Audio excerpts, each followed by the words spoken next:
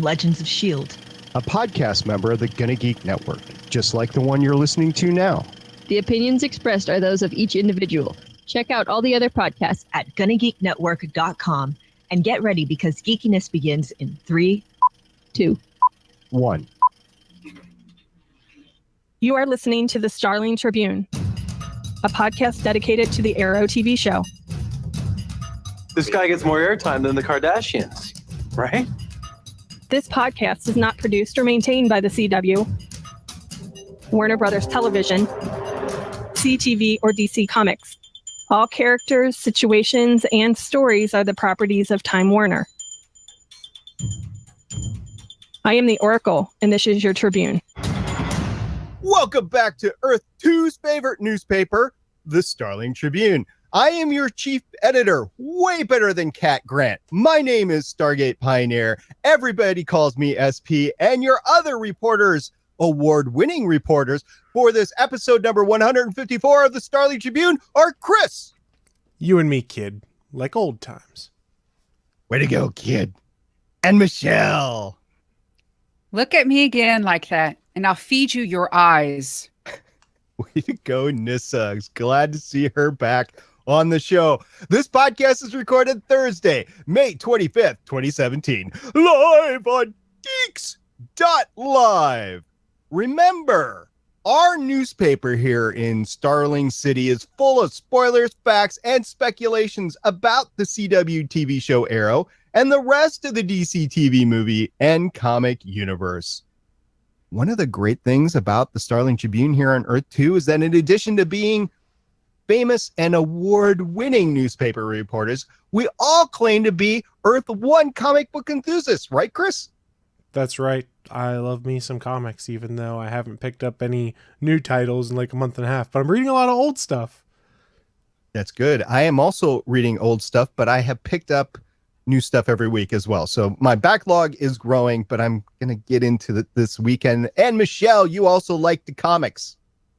Dudes, Rebirth is 1 year old. Wow. Amazing. Are there still new titles coming out? I think there are, right? A couple new Rebirth titles still? I don't know about that, but it's like, it's 1 year. Wow. It's been a fun ride so far. Yep.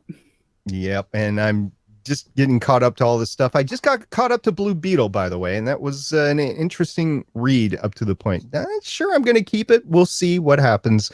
I'm at a pivotal point in the book. Well, guys, tonight we're going to be discussing this week's episode of Arrow, the season finale, as well as news, interviews, articles, and announcements that have dropped in the last week that could impact future episodes of Arrow, as well as The Flash, Supergirl, Legends Tomorrow, Vixen, Constantine, Black Lightning, and maybe Smallville, just because. If you're new to the show, thank you for searching us out on the internet and joining us. If you like our content, why don't you swing by our podcast network home at GonnaGeek.com, where you can find all of our past shows, plus a ton of other geeky videos, podcasts, and articles, all under the Gonna Geek Productions banner. Woohoo! Glad to get the preliminaries done with. Let's slip right into the season 5 finale episode of Arrow. Michelle, break it down for us. Yes, season 5, episode 23. Episode's called Lian Yu. It aired Wednesday, May 24th, 2017. Director Jess Warren has a lot of credits. 6 Arrow, 8 The Originals, 1 Riverdale, 4 The Flash, 1 Supergirl, 2 The Shannara Chronicles, 4 The Vampire Diaries, 8 Spartacus, War of the Damned, and 1 Spartacus, Gods of the Arena. A lot of action credits there for the Jesse. And writers, the big guns, Wendy Miracle, the showrunner, has also written 21 episodes of Arrow, and Mark Guggenheim, executive producer, has written 14 Arrow and 8 Legends. So kind of fitting with Lian Yu to have Mark Guggenheim at the helm for the writing of this episode. So good on you. We'll talk a little bit about that in a second. But first, we're going to get into the week in DC shows on the CW. First, we had Supergirl Monday, the 22nd, with the episode, also the season finale, Nevertheless, She Persisted. It was up against The Voice, Dancing with the Stars, and Gotham. It received a wonderful live rating of 2.12, which I think actually is pretty good considering the CW ratings. Over on Tuesday with The Flash, May 23rd, 2017, the season finale of The Flash called Finish Line finished up with a live viewership of 3.04. Anytime a CW show gets over Tune, gets into the 3 realm, it's a success in my book. And then Wednesday, Arrow with the episode Lian Yu, the one that we've waited 5 years to get back to, with against other TV shows like Survivor and Dirty Dancing, ended up in the ratings last place. Yes, you heard me correctly, last place, with a live viewing of 1.72. It's a little bit better than recent weeks, but guys, this is Lian Yu. This is Manu Bennett.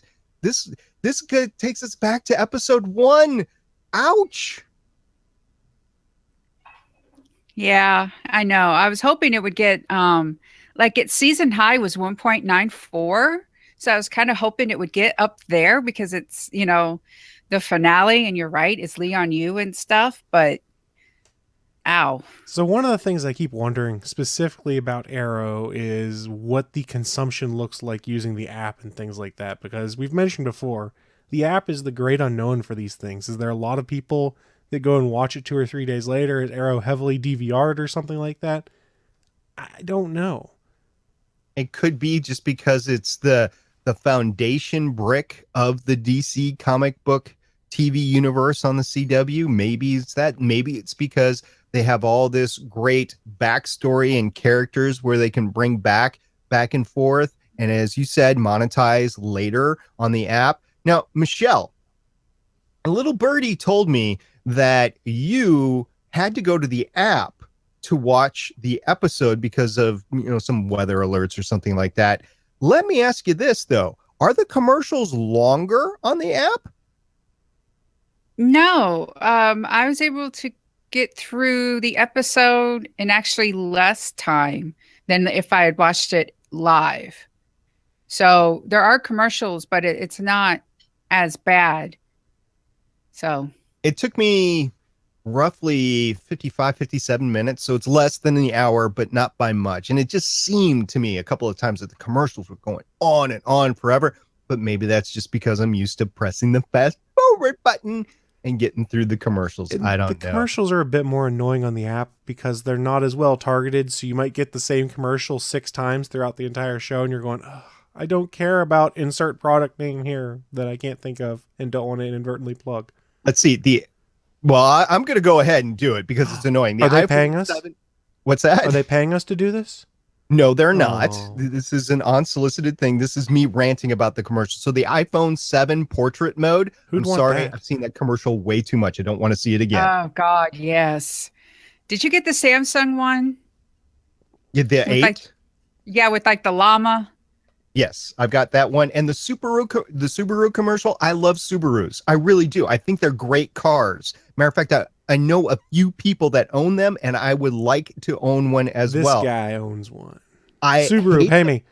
I hate the marketing that they're doing because it's all about keeping your kids safe, and they last forever. So you keep them as your family grows, so you can give them to your kids when they turn 16, so they can go out and wreck them. And then you feel fine that they're safe afterward. Come on.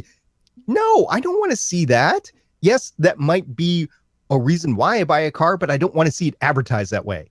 Just saying. This is a little bit of SP annoyance there. SP has a lot of rants this week. Okay, you ranted, but you know what? These commercials, annoying as they might be, keep the app free and allow us to watch Arrow multiple times before they have to podcast. Fair enough. And the fact that you can watch them, like if your broadcast gets interrupted by politics or weather or some sort of breaking news, you can always go back to the app and see the full episode. Yes. So thank you very much, CW, for making this available. And the whole reason we got on this, though, was ratings. So we wonder what the app ratings are. I'd be curious about that too, Chris. We're going to have to maybe hack into CW and find out what's going. Maybe give them a WannaCry virus and hold our files hostage and see if they'll just tell us ratings instead of paying us. I don't know. Please note, the theories that Stargate Pioneer throws out on the internet are not indicative of the management of the Starling Tribune newspaper. Please do not sue us. Please do not take them as the gospel truth. And please, please, please do not sue us. Thank you. What Chris said. All right, so that was the ratings for the week. As always, we talk about the theme of the episode, and it's usually based on the title. The title of this episode was Lian Yu. Like I said, we've waited 5 years to get back here. This is the moment where the series, where the DC universe took off, and it was Oliver Queen running through the woods, getting to the shoreline to light the signal explosion, not really a fire, but explosion, to get the boat's attention. We saw what we saw in scene 1. We finally see it 5 years later, and we know what happens right beforehand. Lian Yu, it means purgatory. Michelle, what's the theme of the episode, and did it live up to the title? Well, it's the title of the island. It's the name of the island that we've come to sort of get to know and realize season after season that it's bigger and bigger. And even on this week's episode, it used to be a holy place. And oh, look, there's some sort of temple over there that we haven't seen in 5 years. We see the crash from the airplane and stuff, but oh, look, there's a temple. Can we call it the Temple of Doom? Or is Lucasfilm going to sue us if we do? I think we can. So go back to season 2 when Slade and Oliver are hiding out in the wrecked plane and they're freezing and they're just trying to get by and live. They're right next to the temple. Can they not go into the temple for a little warmth? Maybe make a little house there or something? I know the answer. The temple didn't exist until Barry did Flashpoint and screwed everything up. That's your Barry. Ultimate excuse. Barry screwed up time. Way to go, Barry. We'll talk a little bit more about Barry and Flashpoint next week. There's a little tease for you. We're not going to go into it right now. Excuse me. So be prepared for that next week. Michelle? Well, and then, well, also, I guess, well, it's purgatory. Purgatory is sort of like this holding pattern. And the way this episode ends leaves us in a holding pattern. Yes. Yes. So I imagine let's not talk about the end yet. So that's what I think, like the plot and stuff goes with the title. Okay. Chris, any seconds? No, I think we've got it pretty much right there. Way to go, Michelle. Hitting it out of the park the first time. The next thing we discuss after the title and the theme is the fights, the choreography, the stunts. We had cages. We had daughter v. daughter. We had great fight scenes. We had fight scenes in between flashbacks and what's going on in real time. This had a lot of action to it. Were you satisfied with the action, Michelle? Yes. Okay, Chris? You asked me a yes or no question. I did. Chris, were you satisfied with the action? For the most part, and there's some stuff I'm sure we'll get to in one of the later fights where I was looking at it, I was going, no, this doesn't make sense. No. Yeah, I think the choreography, the stunt work has not been the same since season 1, season 2. And it took me out of it a couple of times. And then I had to just shake my head and go, wait a minute, this is a show on the CW. They're doing the best they can. I'm just going to reimagine it, make it so that I can actually think it's real, basically, or think it's the actors doing it. They do such a terrible job of hiding the stuntmen now compared to what they did in season 1 and season 2 that, yeah, I have to do that in order to keep going. And maybe that's one of the reasons why the show's slipped in the ratings. I don't know. It's tougher to hide the stuntmen right now when no one's wearing a mask in any of these fights, really, besides your random ninjas. I mean, Oliver's not wearing his mask. Actually, Slade wore his, but if you go and think about it, Diggle doesn't have one. None of the other side characters do because they don't have their uniforms there. So it's a lot tougher and you have to be a little more creative. You can get away with more when you're filming them in costume because you're getting rid of pieces of the face so that it's not as noticeable.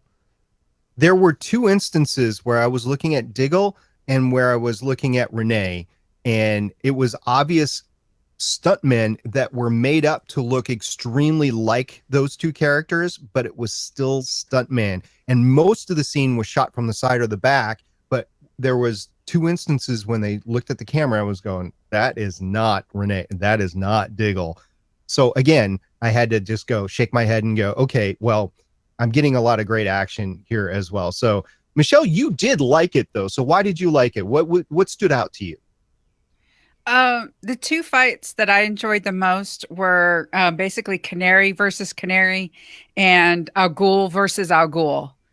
I think those were the best 2 fights.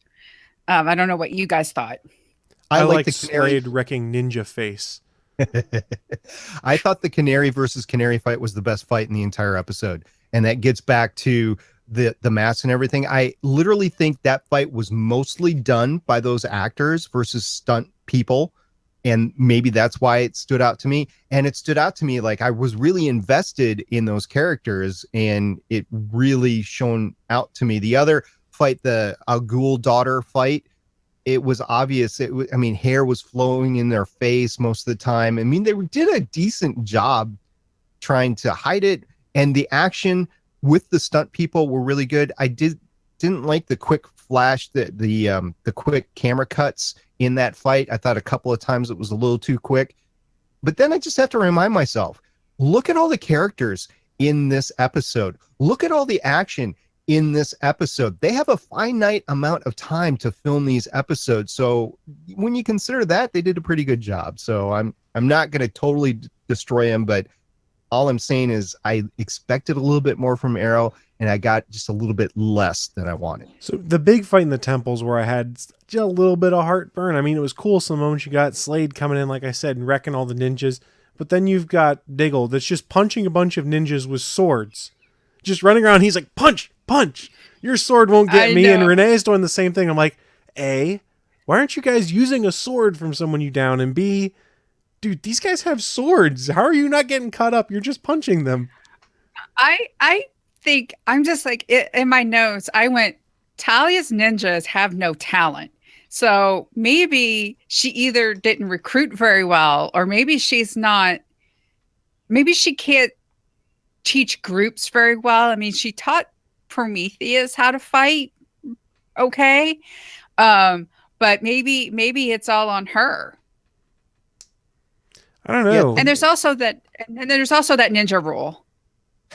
The more ninjas you have. The League of Assassins hasn't been around for a while. So while they've been killing all these ninjas, there's been no training ground for them to recap their losses. So it's a little bit like the Japanese aviators in World War II, where they had phenomenal world-class aviators. They're fighter pilots in World War II at the beginning before they bombed Pearl Harbor. They were the best in the world. And unfortunately, they just didn't have the training program. They didn't have the manpower to recap their losses when they went to Midway and lost 3 out of their 4 carriers.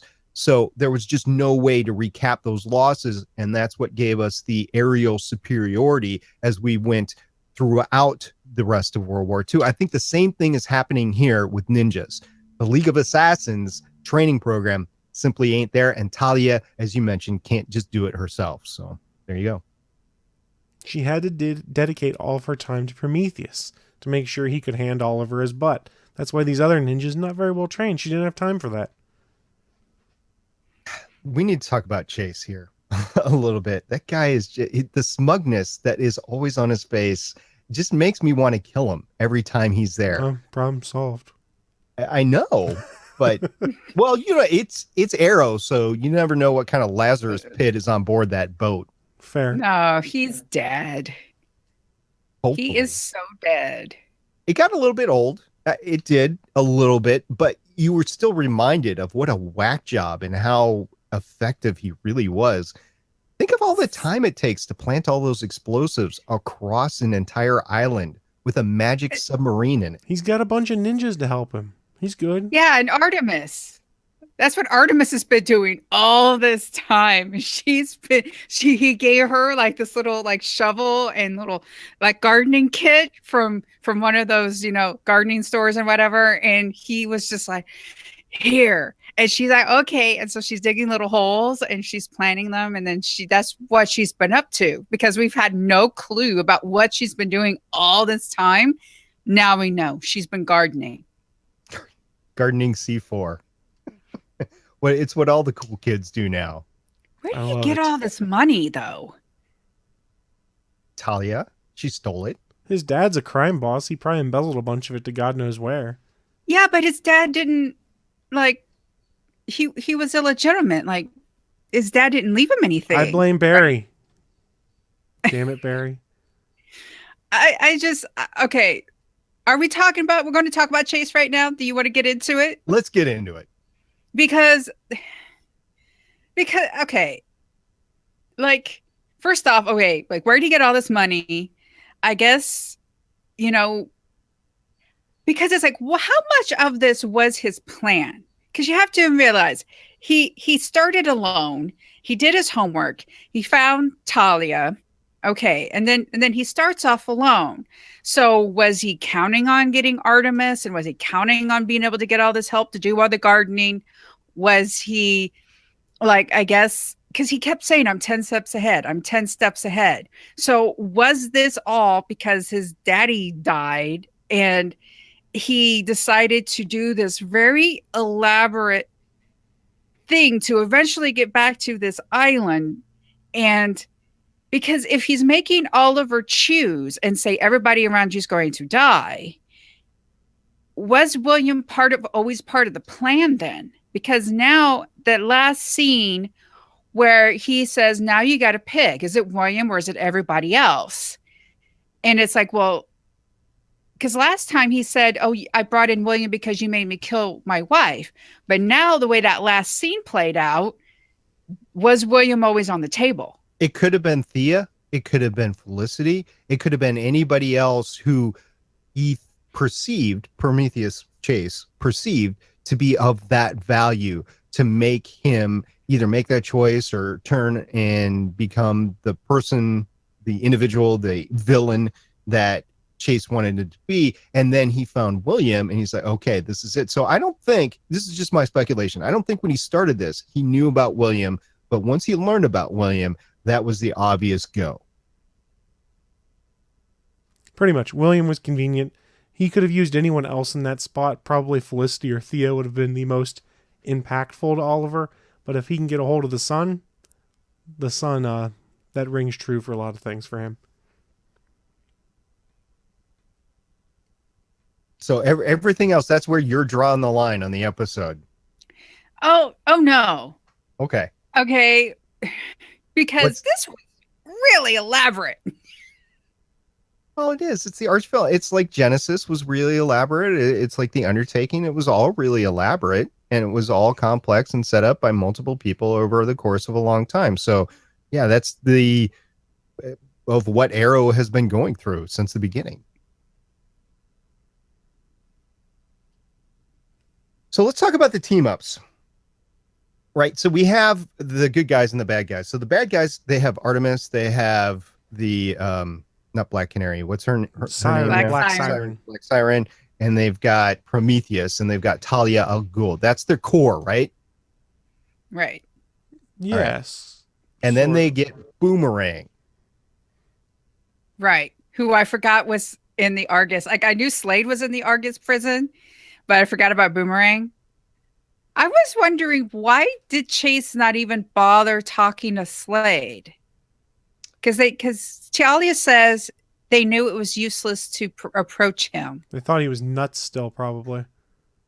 Yeah, it could go one of two ways. Either the Mirakuru has just worn off, like, okay, after all these years, that's how you're going to play it? Okay, we'll just go with that. And that he will be remorseful and that he will have some sort of misguided allegiance back to Oliver, or he's going to be nuts and he's going to kill you just because that will let him off the island. So one of the two. I don't know if I would take a chance on either. Yeah, if I was Chase, I would not try and take a chance with Slade. Captain Boomerang, sure, why not? Because he's less of a known quantity and he has less of a reason for Prometheus to be like, oh, you might betray me later. Because that's one of the things I liked about that first fight when Samantha, Curtis, Felicity, and Thea are in their individual cages, which, okay, I was really disappointed in Oliver. Hey, look, let's just walk up to him. And it's like, duh, it's a trap. I mean, I paused, looked at the girlfriend, I went, trap, and she goes, oh yeah, trap. because then, Boomerang does the whole, and then Slade is like, oh yeah, point a gun to his head. And it's like, oh, and no. See, that Slade tease there ruined the twist later in the episode. We're like, oh, Slade betrayed Oliver. I was like, no, it's just the same thing again. Yeah. I'm cynical, one of the two. Right. So when I saw Slade actually give him up, I was like, I don't know if this is fully going to be where it is, but okay, here's the Slade Wilson that we've come to know and love. And here it comes, the betrayal and everything. Not thinking it was the only reason. Really? This is the only way you're going to get Black Canary her sonic device? I guess. Because plot. Yes, Neil, I got you. Because plot. I did like how Oliver in that first fight just flipped Artemis over his shoulder. Like, boom, little girl. No. And then threw her in the cage. How do you know this is not where he wants me? Wink, wink, nudge, nudge. You might want to let me out. Huh? I don't understand why she drank the Kool-Aid that deep when it came to Chase, because she turned on Oliver because he's a killer, and then she signed up for another killer. Oh, but it's okay because you're getting back at the first killer who killed her parents. My brain hurts now. Okay. Anna Hopkins comes back as Samantha. Best actor ever. I want to see more of her. I hope she survives and that we get a little tension going on in the Oliver Queen love life, family life, whatever. Anna Hopkins is an amazing, talented actor. First ran into her on Defiance season 2 and just wish the best for her.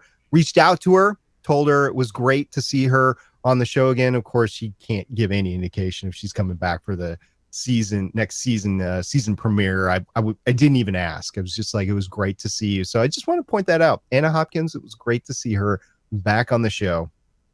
Never got reunited with William though, and that is something that I would like to see her with her tween, I guess, son. Good luck. She's gonna die. Season 6 is gonna be Oliver the single dad.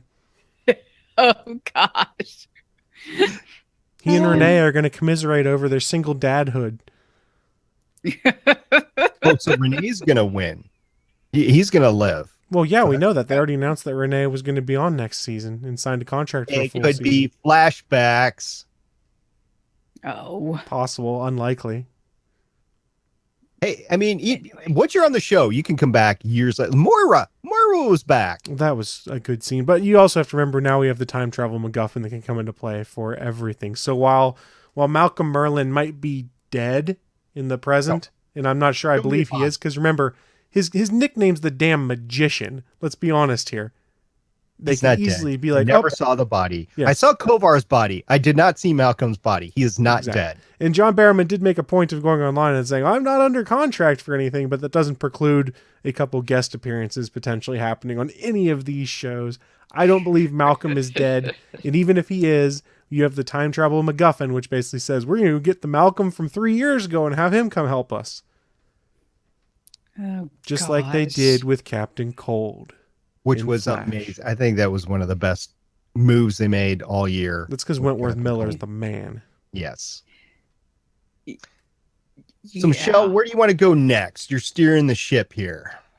Well, since you brought up Malcolm Merlin, so after they get freed from the cages, Oliver's like, "Can you find the plane?" Which, okay, I have an issue with that, but let's stick with Thea. And they're walking along in the woods, and Thea steps on the only landmine on Lian Yu. And Lian Yu is full of landmines and explosives. They have been running. It's the only person who stepped on one the entire time. Yes. They're all walking. Oliver has been running around that island. Slade's been running around that island. We had the magic, the dude who was obsessed with the magic stuff. Everybody's been running, and then they're just casually walking, and all of a sudden Thea steps on a landmine. They went through this whole thing with the Russian plot on the island. Was last season? I think it was last season, right? They went through this. There are landmines on the island. I will believe that. Oh, yes, 100%. yes. None of us dispute that, but there's more than just one conveniently placed one that gets triggered in this entire thing. That depends on how many bad guys Oliver has had to dupe over the 5 years on the island. It was just, they were just, I mean, and she was like in the back of the group, okay? Like Curtis and Felicity were walking ahead, and then it's just, That's if Malcolm was, it's just, I understand Malcolm sacrificing himself for Thea and stuff, but it was like, I stepped on a landmine. Oh no, my dad shows me out of the way, and they have kind of like a goodbye. I mean, do you know what I mean? It was just like all of a sudden, click, landmine. It was just kind of, since it never like really been a thing. You know what I mean? It's been a thing from time to time, but okay. The improbability of it happening, sure, because plot. And as we stated, Malcolm is not dead. He might have lost a foot, might have lost a leg. He might have put his hand over it. I don't know. Here's your loophole for how. Here's your landmine loophole. They had to dig some up to put C4 in the ground that no one could see. There you go. Oh no, I just touched a landmine. Let me be Random Goon X and blow it up so we can put C4 there. I don't know. X. Henchman 23. Looney Sun Stanza. Got your brother's quote right there for you. The flashbacks. Let's go with flashback. I mentioned Kovar and Kovar's dead body. We saw Kovar's dead body on the island. There was a pan to it in the real time, and then you go back to the scene where Oliver is going to kill him. I kind of suspected that was Kovar, but didn't know for sure until it actually happened, and he was laying on the ground just like the skeleton. Until I saw the leather jacket. Then I was like, oh, that's totally Kovar. You didn't get your I will break you scene, though. I'm so sorry, Chris. I didn't expect I was going to get it, but I really wanted it. Yeah, he got taken care of. I guess it's Oliver's season 5 move, because he started the season using that whole neck breaking move, and then he killed Kovar like that. I mean, and another dude. So I guess that's his go-to move for a while. And then he forgets about it for 5 years. So let's talk about Oliver's mindset as he's being rescued and the fact that he's a killer and he has to go through that. Did this specific episode, not necessarily the wrap up in Russia, but did this specific episode set up that Oliver Queen that we saw 5 years ago? Chris, what do you think? You were here from the beginning. I mean, it did, but yes, I would say it did, because you start to see him slipping into that mindset again when he calls his mother. And you even hear Stephen Amell slip back into the pre-Island Oliver Queen voice when he does it too, where he has almost the Luke Skywalker whiny tone of voice like you have from Luke in the beginning of A New Hope. So Oliver's putting that mask back on. So yes, I think it did what it was supposed to in that regard. And the Moira appearance is what caused that to happen. Okay, I'm just going to say it right here. If I have my choice between Moira and a Slade Wilson plane crash, I'm going to take the Slade Wilson plane crash. I was never a big Moira fan, so there you go. That's SP's lament of the episode. I wanted the plane crash, and all I got was Moira. Huh. I liked that Moira was there. It was interesting to see like the phone call home and such. It was kind of a punch in the chest for a second there. It's like, oh, this is one of those family moments. And remember, they've said it before, despite Moira's flaws and stuff like that, she's their mother. Yeah. Yeah, I still think she would have been better up locked behind bars for a great many years.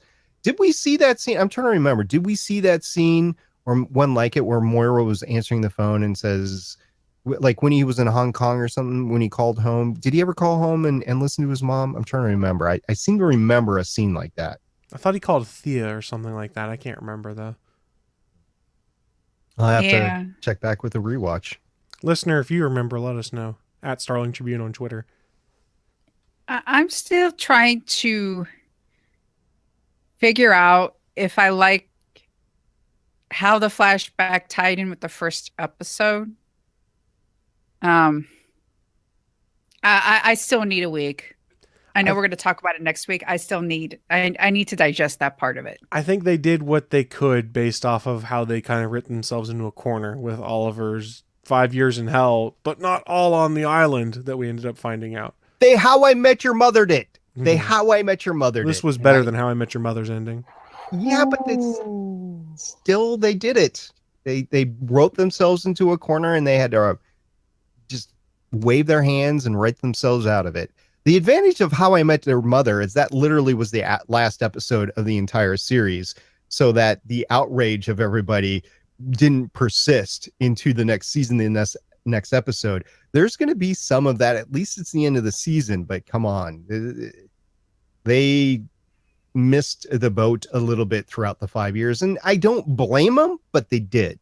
So if I went back to episode 1 right now, I'd definitely see some holes in what happened. Yes, definite holes. So what I'm sensing here is that we all appreciated the episode, but we all found fault with the episode. Am I correct with that, Michelle? Yeah. I mean, look, like to me, there were some great, I liked the, like I said, I liked the fight between the two women, the two canaries, especially like when they did their cries at the same time and how it knocked them out, and then how Lance knocks out not his daughter, but Laurel, and then the sisters confronting each other. And then there was a great piece of like direction and editing, like when he's fighting Chase, it cuts back to when he was fighting Kovar, and then like he even has the same moves, like the same chokehold and stuff. And then in the flashback, he kills Kovar, but in the present, he doesn't kill Chase. And then when he's running to the boat for Chase, it's cut with his run to the fire and stuff. Like there were some really good moments like that. It's just like as an episode, it's really cool. But then when you start to like think about how it ties into everything else, like how the flashback ties into season 1, or how the whole Prometheus thing ran the entire season.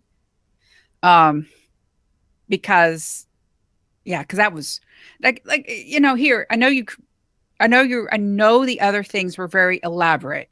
The undertaking was elaborate because they wanted to take down an entire section of the city.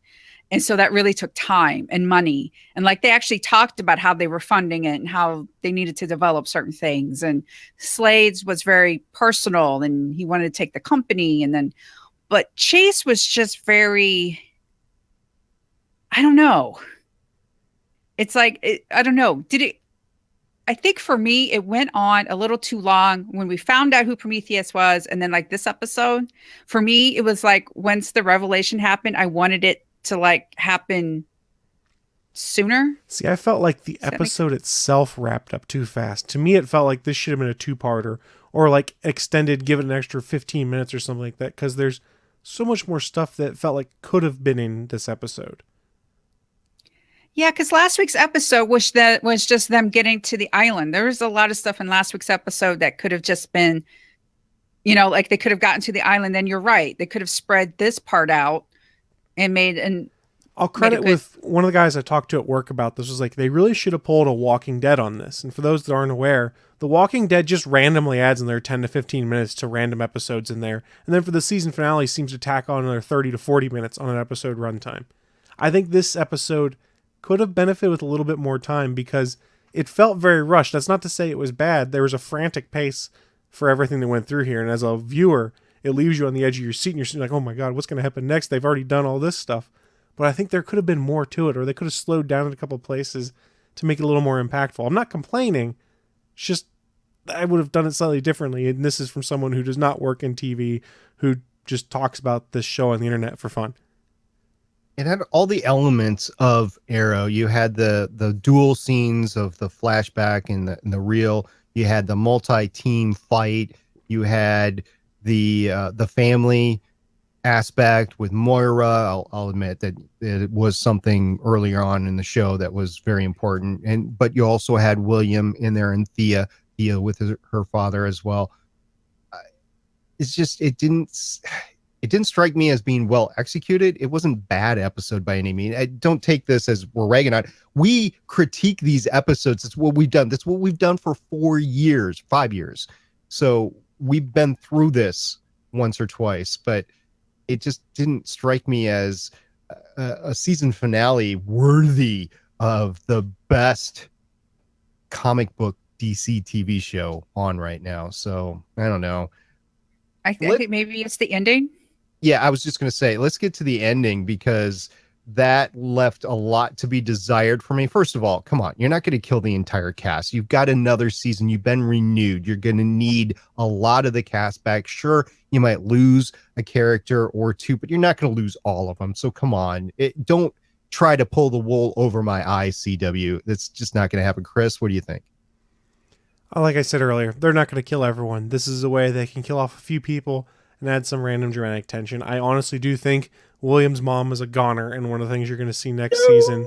I know that bothers you, SP, but I honestly think what they're going to set up now is Oliver's got to take care of his estranged son, who's never really met him, whose first experience with him is seeing a guy blow his brains out in front of him. It's going to be very tough, and I think they're going to add that as another dynamic in there to be like, oh, this also makes the Felicity angle even more complex and things like that. I've got to be the mayor. I've got to be the Green Arrow. I've got to be a dad. I think that's what's going to happen. So I wouldn't be shocked if she gets killed off. I wouldn't be shocked to see Artemis die because she's locked in a cage somewhere. Now, the rest of the core team, I think you'll see some people get beat up pretty good. But what we'll probably end up finding out is that Slade found some little hidey hole for them, be it in the prison complex or something like that maybe. I had a random thought because I was talking with Steven back and forth, and I actually put this in the notes. We haven't seen Ragman in like forever, and like, what if he came by and all of a sudden he was there and he just wrapped everybody up?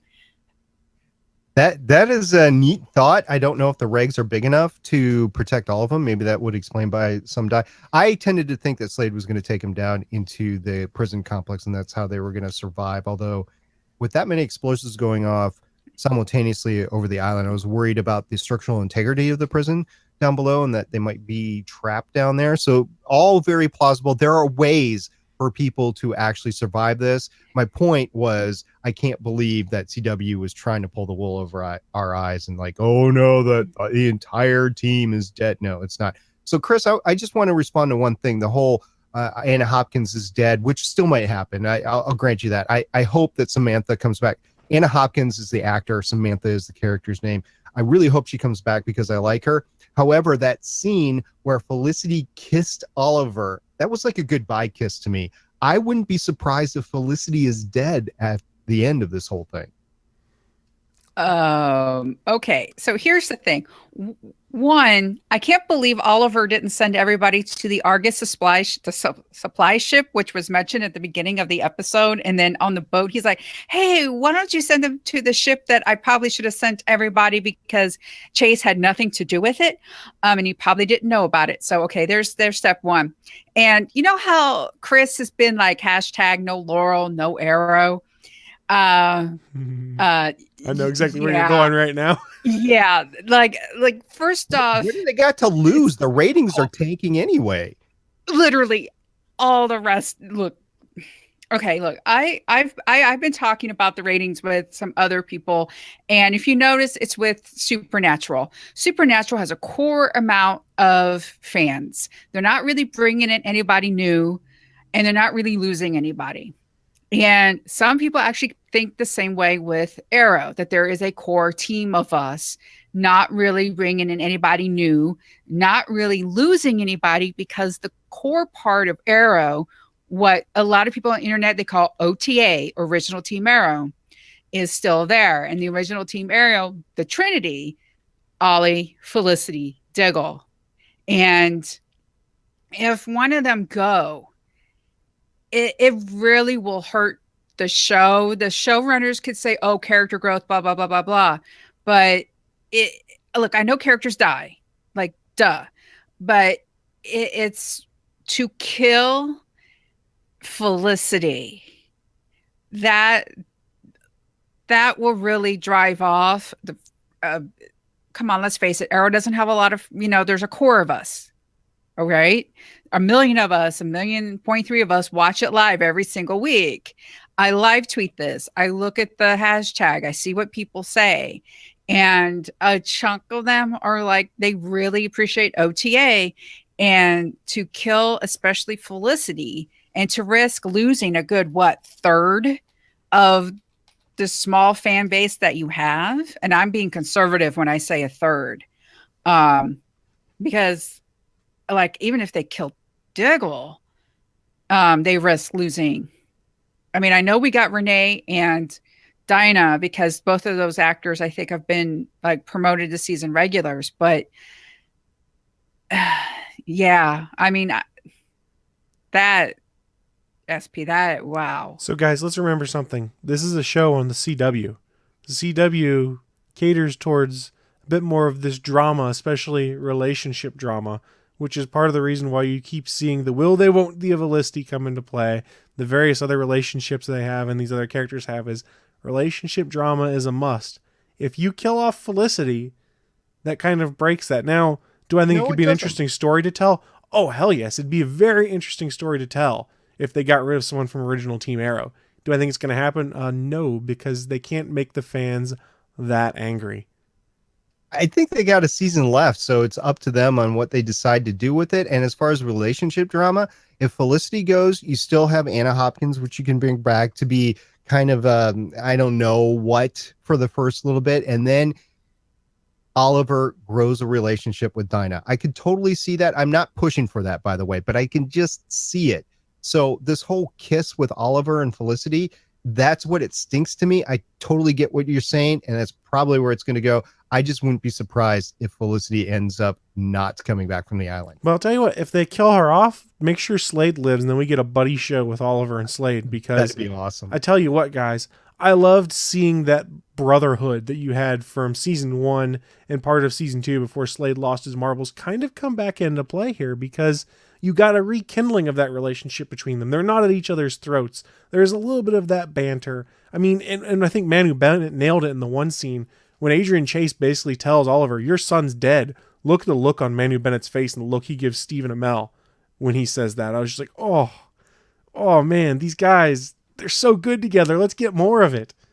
Maybe next season's the dad season, because Renee is going to be, hopefully get his girl back.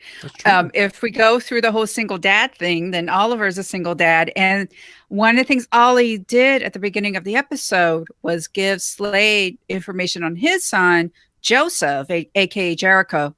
If you're, comics, Jericho. So maybe it's, 3 guys and their sons. Well, if you kill off Diggle, then you can have Lila involved with her son. It's single parents are us. Single parents are us in season 6 of Arrow. And you lose Quentin, because I think that would happen. Yeah, I actually think Quentin is one of the ones who, because Katie Cassidy's coming back as Black Siren. And she did actually have some affection for Lance, because that's still kind of like her dad. And we don't know what, her version of her dad went through and stuff. So him dying would maybe give her a reason to stick around or something. So I actually do unfortunately think Lance might be one of them. She sticks around. It's just because she's forgotten everything, because her Earth 1 dad clocked the snot out of her and gave her one heck of a concussion, beating her up to knock her out. That's why she would stick around. Oh, I don't remember it. How's that go again? You've got it recorded. You can play it back. Oh, damn it. But Thea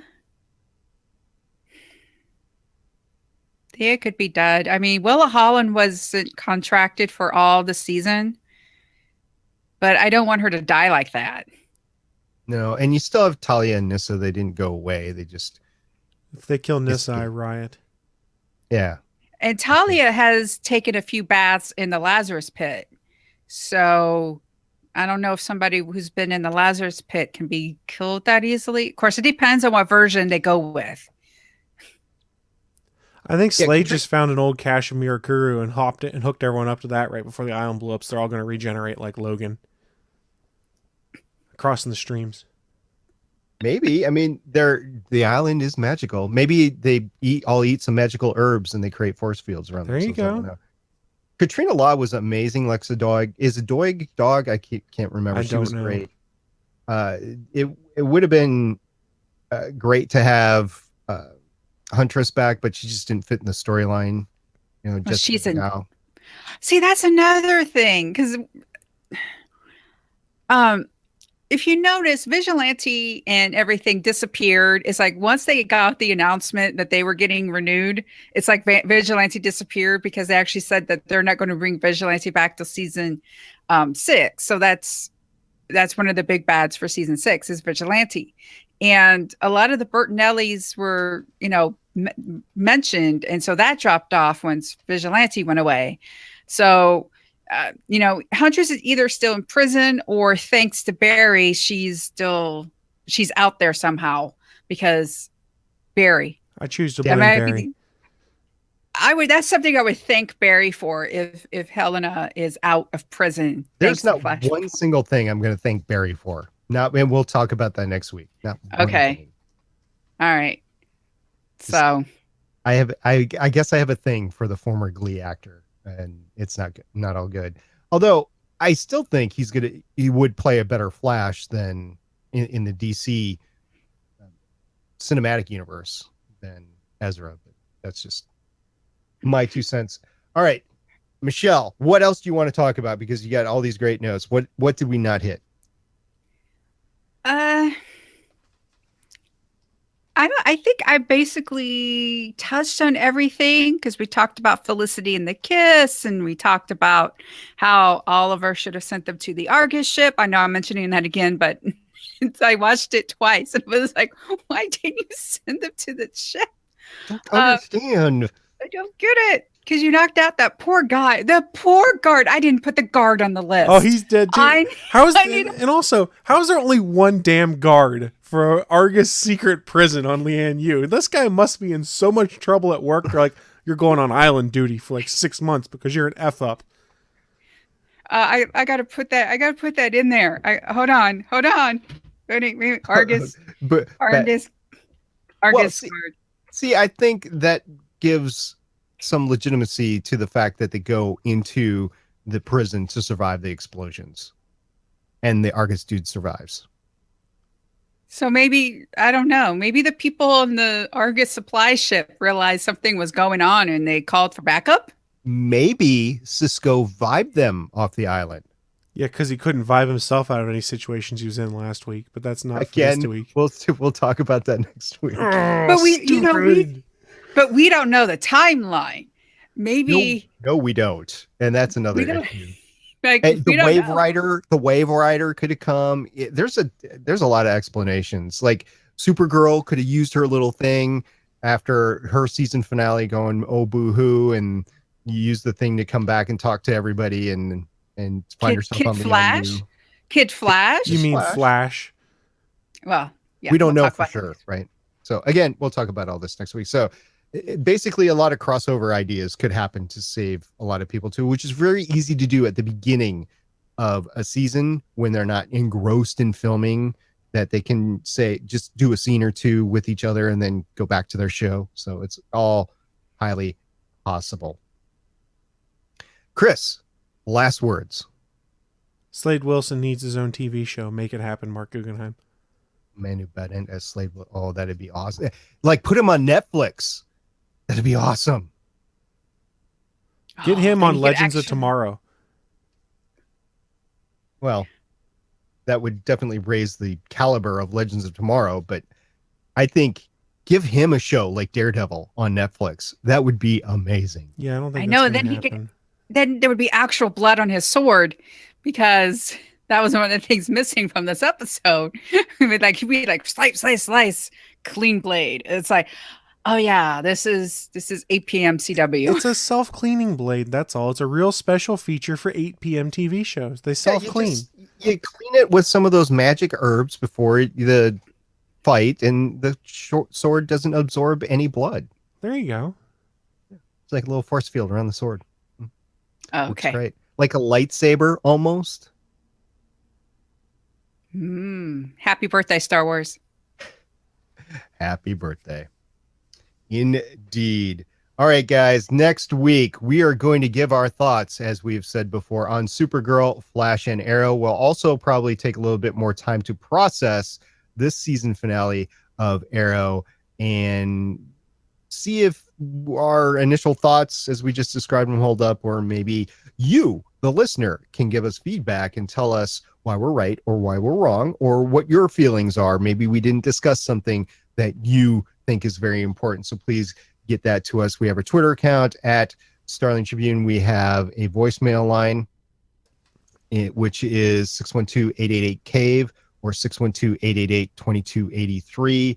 And you can also email me, stargatepioneer@getageek.com. Can't wait for that next week. So just a little tease, Chris, which season finale are you most looking forward to talking about? I haven't seen the Legends one yet, so I can't vote that. Okay, Supergirl, Flash. Supergirl, I guess. Supergirl one was good. Flash one left me kind of angry. I understand why some people are rage quitting. I'm not rage quitting, but I'm like, what? Michelle, do you have similar thoughts? Supergirl was my fave, and that's one of the reasons why the whole let's talk about the seasons next week is my idea, because I have thoughts about Flash, and there's a couple about Supergirl I like to talk about. But yeah. Supergirl, all the feels, and we're going to reveal something in the news in a second about Cat Grant. So why don't we just get to that? Here we go.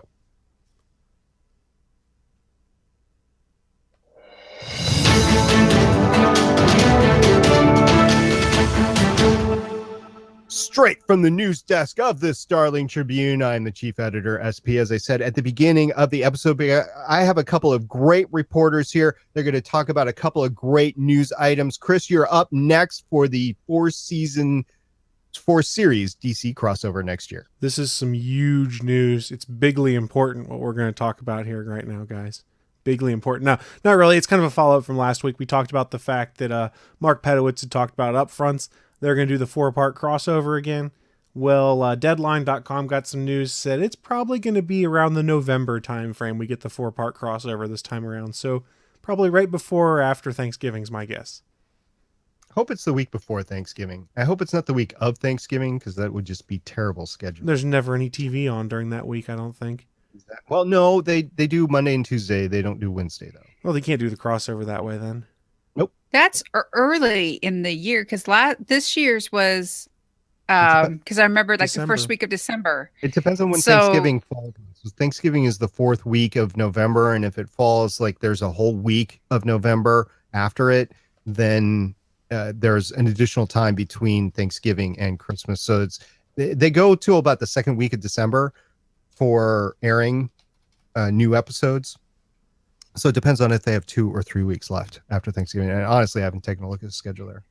Yeah, and I guess, of course, I'm assuming that they'll premiere the shows in October like they've been doing. That's the guess. I have not seen anything on that right now, but based off how the CW has performed before, they'll do that so that they can then take their month-long break after they come back for 2 weeks in the 2018. It looks like there's going to be 3 weeks after Thanksgiving. Just a quick look at the schedule before they shut down for the holidays. So I actually went through this with Legends of S.H.I.E.L.D. because we were discussing the schedule next year for Inhumans and Agents of S.H.I.E.L.D. And we were talking about how many episodes of Inhumans that they have, which is 8. And then they go through an entire 22-episode series of Agents of S.H.I.E.L.D. starting in January. There's not going to be any stops to that, but the question of when it was going to end and when it was going to start. And the simple fact is I looked at the schedule because we've done this for 5 years now, and there has been 8 episodes, maybe 9, but definitely 8 episodes of like Arrow, Flash, whatever, in the fall, and then they go the second half of the season starting in January. So Inhumans is going to have 8 episodes in the fall. If that's all you get, you might get a 9th episode. It depends on if you start and stop around some weeks like Thanksgiving, and then you start up in January again with a few weeks off for spring break and the religious holidays that happen in the springtime. That's not going to happen with Agents of S.H.I.E.L.D. this year. Agents of S.H.I.E.L.D. literally will not take a break. Now, I don't know how many weeks they're going to run because they might do dual episodes like for the premiere and the finale. But to relate it back to this, it's going to be about 8 or 9 episodes of all these shows before the holiday break. Oh, okay. I did not know that about S.H.I.E.L.D. So, okay. I get it. Yeah, that was breaking news this past week. So we're excited to talk about that. Anyway, Michelle, you have some great news that I teased before, and we didn't start with it, about Cat Grant being a season regular for season 3 of Supergirl. Yeah, that's what we thought when Supergirl had the 2-part finale and all that great. Yeah, but Cat Grant will be in a few episodes if scheduling can work out. So that's what they said. They said this about she was supposed to be a guest star but it was like the first 2 episodes and then the last 2 episodes. And it's like, I'm sorry, one of the reasons why you got the numbers that you did, everyone knew Cat Grant was back because we love Cat Grant. So it's one of these things that I'm sorry, Mr. Brooks, who plays Jimmy Olsen, I think his first name's McCod. Well, anyway, McCod Brooks, okay. I believe. Yes, McCod Brooks. You could cut him, and they just got rid of Mon-El. So take that money and you back up the truck to Callista Flockhart, and you build a little remote studio that's a replica of her office, and then you film there. And you make us happy. Yeah, my understanding for her is Callista Flockhart is she did not want to relocate to Vancouver. That's part of the reason she did it was she lives in LA. So that's why she didn't do it. What I would love to see them do, and I was hoping they'd do this season, is, hey guys, Skype is cheap. You could have Cat Grant on a Skype call every once in a while as she's doing her continuing vision quest around the world or whatnot, but have some kind of interaction with her. Please. The last line that Cat Grant had in this episode, entirely expected by me, but it was just great hearing her actually say it. We'll talk about that next week. And that led me to believe personally that she would be more integrated in season 3. Some of this could be posturing, by the way. Some of this could be Callista Flockhart taking a look at the ratings of Supergirl and just going, I don't know if I want to be involved in this failing project. Because in her eyes, it might be failing because she might not realize the difference between CW and CBS. But I don't necessarily think she understands the longevity that these shows may or may not have, and that she will forever be associated with the role of Cat Grant no matter what happens in her career. She will be Cat Grant, just like Princess Leia in that sort of roles with the actors and Carrie Fisher. So I don't know, maybe she will get that and come back in it, although she is married to Han Solo, Harrison Ford, so I don't know. And some of the things that she said about Rob Lowe and Star Wars in the past couple of episodes, it's been kind of funny hearing it come out of her mouth because they're direct references to her either personal life or her professional life acting. Because let's not forget, she did a show with Rob Lowe for many years called Brother and Sister. So there's that. We'll see what happens. I hope it's just posturing. I hope they actually get her back for crossover events or something, because you can't drop a bomb like she did and just disappear for a year like she did now. But I don't know, maybe. All right, so that's it for the news this week. If you have some news items that you want us to discuss, please let us know. In the meantime, we are part of this great geeky network called GonnaGeek.com, which we are streaming live, by the way, on the live page at GonnaGeek.com/live, also known as Geeks.live. And there are a bunch of other podcasts. We just added a few recently. But Chris, what do you got this week? What do you want to highlight to our audience? So like SP's saying, each week we try to highlight one specific show on the network. And this week I want to talk to you guys about episode 36 of the show called In Defense Of. This week's episode is called Between the Panels. Joined by Jeremy Raddick and Danica LeBlanc, we discuss the role of comic books in social relevance. Could be a very interesting topic, especially in today's politically charged climate. So go check out In Defense Of over at GonnaGeekNetwork.com. I will say that Keir Hansen, who is the primary host on that show, does an amazing job of putting that show together. Very, very true. So as we're starting to wrap things up, a big thank you to anyone who did watch live or participate in the chat room. Also to anyone who downloads the episode, watches any of the replays on YouTube, Diamond Club TV, or any of our places. Don't forget, you can find those shows there. Head on over to GonnaGeek.com, click on the Starling Tribune button. You'll find links to where all of our stuff is. And if you've enjoyed our show live, please tell other listeners that can join us live right now, Thursday, 6 p.m. Pacific, 9 p.m. Eastern. Stay tuned. That time period, as we talked about last time, will be changing. And don't forget to rate, review, and subscribe on your local podcatcher like iTunes. And I just want to say thank you to all the fans of the show that were here live, that download the show, and the production team behind the scenes, which does include our front man, Chris. You can find all of our contact information on the Gonna Geek Network at GonnaGeekNetwork.com, where you can check out our forums and other shows. If you want to share your thoughts, head on over to our Facebook page, send in a tweet, or you can call us at 612-888-CAVE. That's 612-888-2283. Great episode, guys. That wraps it up for another week. Any last words before we sign off? At Stargate Pioneer. Hashtag Oliver's baby mama. At the Chris Farrell. Hashtag we want more Slade. And I am at Michelle Ely, signing off with hashtag Single Dads Season 6. Oracle, I think we're done here. This was the Starling Tribune.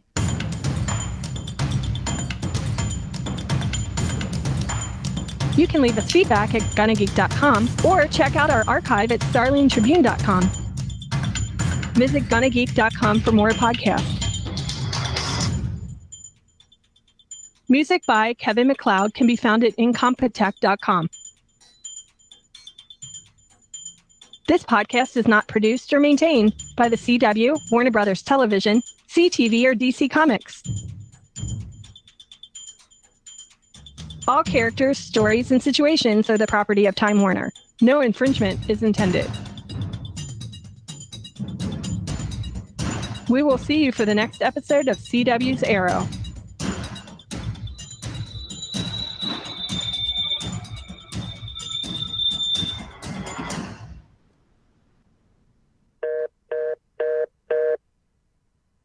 Thank you.